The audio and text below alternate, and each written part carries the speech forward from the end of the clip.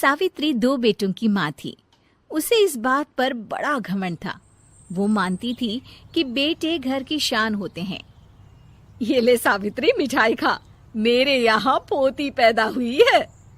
ये सुनते ही सावित्री मुंह बना के कहती है, अरे तू तो लुट गई, बर्बाद हो गई, तेरे यहाँ लड़की पैदा हो गई। अरे तू ऐसा क्यों कह रही है? मैं तो बहुत खुश हूँ। अरे जब तेरी पोती के पीछे तुझे खर्चे पर खर्चे करने पड़ेंगे ना, तब ये तेरी सारी खुशी गम में बदल जाएगी। पहले लड़की की पढ़ाई लिखाई का खर्चा, फिर उसकी शादी का खर्चा। अरे आजकल की शादियाँ कितनी महंगी हो गई है। गहने बनाओ, लाखों रुपए पानी की तरह बह जाते हैं। लड़कियाँ तो सिर्फ खर्चा करवाने के लिए ही पैदा होती हैं।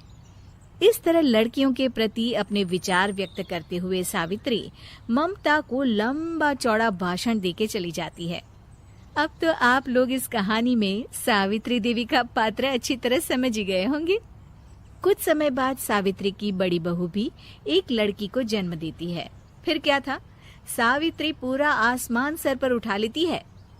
हे भगवान, ये तू मुझसे किस जन्म का बदला ले रहा है? अरे मैं तो मंदिर में रोज आकर तुझसे कहती तो थी कि मुझे एक पोता चाहिए, और तूने मुझे पोती दे दी। इतनी मिठाइयाँ और प्रसाद चढ़ाने का क्या फायदा हुआ? तभी सावित्री की बहू निशा कहती है, क्या माँ जी, आप भी इतनी सी बात पर नाराज हो गई हैं? देखिए तो आपकी पोती कितनी सुंदर है, बिल्कुल आप पर गई है। अरे चुप कर, तुझे 9 महीने इतने महंगे महंगे काजू बादाम फल फ्रूट खिलाने का फायदा क्या हुआ? मेरे तो सारे पैसे बर्बाद हो गए। ये सुन सावित्री का बड़ा बेटा अजय कहता है, माँ, तुम सिर्फ नाम के लिए 2020 में रहती हो। असल में तुम्हारा दिमाग सैकड़ों साल पुरानी सोच रखता है। आज के जमाने में लड़का और लड़की में कौन फर्क करता है? मैं तो बहुत खुश हूँ कि भगवान ने मुझे लक्ष्मी के रूप में बेटी दी है। लेकिन सावित्री पर अजय की बातों का कोई असर नहीं होता। नालायक, अपनी पत्नी की जबान बोल रहा है। मेरा बड़ा बेटा तो हाथ से गया। लेकिन सावित्री देवी हार मानने वाली नहीं थी। वो पोते की चाह में अपने छोटे बेटे विजय की शादी करवा देती है। कुछ समय बाद आखिरकार वो दिन आ ही जाता है जब सावित्री की छोटी बहू गर्भवती हो जाती है। सावित्री इतनी खुश हो जाती है कि वो बच्चे के जन्म से पहले ही सारे मोहल्ले में ढिंढोरा पीटने लगती है। ये क्या सावित्री, तू तो पोते के जन्म से पहले ही मिठाई बांट रही है। पहले पोता पैदा तो होने दे, और फिर क्या पता अगर पोते की जगह पोती पैदा हो गई तो। ये सुन सावित्री चिढ़ जाती है। अरे अपनी काली जबान मत चला, मेरी मिठाई खा के मेरा ही बुरा सोच रही है। बड़ी आई, ला मेरी मिठाई वापस कर। देख लेना, इस बार मेरे यहाँ पोता पैदा होगा, पोता।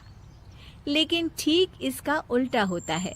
सावित्री की छोटी बहू भी एक लड़की को जन्म देती है। सावित्री फिर से रोना धोना शुरू कर देती है और अपनी छोटी बहू को कोसते हुए भला बुरा कहने लगती है। देखते ही देखते ये सावित्री की रोज की आदत हो जाती है। एक दिन उसकी इस आदत से परेशान होकर विजय अपने भाई अजय से कहता है, भैया, माँ खुद एक औरत होकर हमारी बेटियों को पसंद नहीं करती, उल्टा उन्हें रोज कोसती रहती है। मुझे माँ की यह आदत बिल्कुल पसंद नहीं आती। अरे तू ठीक कहता है, मैं भी अब माँ से तंग आ गया हूँ। अच्छा, तो अब तुम दोनों इस तरह पीठ पीछे मेरी बुराई भी करने लग गए हो? नहीं माँ, हम चाहते हैं कि घर में शांति बनी रहे। हमें हमारी बेटियाँ बहुत प्यारी है। मैं नहीं चाहता कि वह तुम्हारे ताने सुन सुन कर बड़ी हो, और इसीलिए हम दोनों ये घर छोड़कर चले जाएंगे। हाँ माँ, मैं भैया की बात से सहमत हूँ। जब तुम इस घर में अकेली रहोगी तब तुम्हें अपनों की कीमत का एहसास होगा। अपने दोनों बेटों के मुंह से अपनी माँ के लिए इतने कठोर शब्द सुन सावित्री भावुक और रुआंसी होकर कहती है, क्या सच में तुम दोनों मुझे इस घर में अकेली छोड़कर चले जाओगे? हाँ माँ। हाँ माँ, अब पानी सर के ऊपर जा चुका है। मैं तुम दोनों के बिना नहीं रह सकती। अपनी सास के आंसू देख अजय और विजय की पत्नी अपने पतियों से लड़ पड़ती है।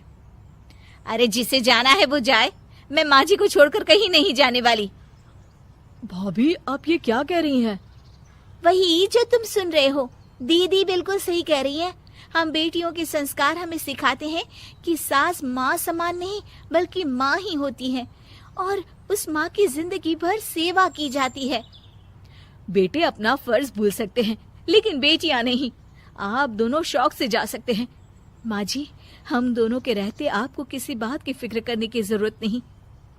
फिर क्या था, सावित्री के ऊपर छाए बेटों के घमंड के बादल उसकी बेटी स्वरूप बहुओं के तेज के आगे आंसू के रूप में परिवर्तित होकर सावित्री की आंखों से बहने लगते हैं और वो उन दोनों को गले लगा लेती है। मैं जिंदगी भर बेटियों को कोसती रही, लेकिन आज तुम दोनों को देख मुझे समझ आ गया कि बड़े अभागे होते हैं वो लोग जिनके घर बेटियां नहीं होती।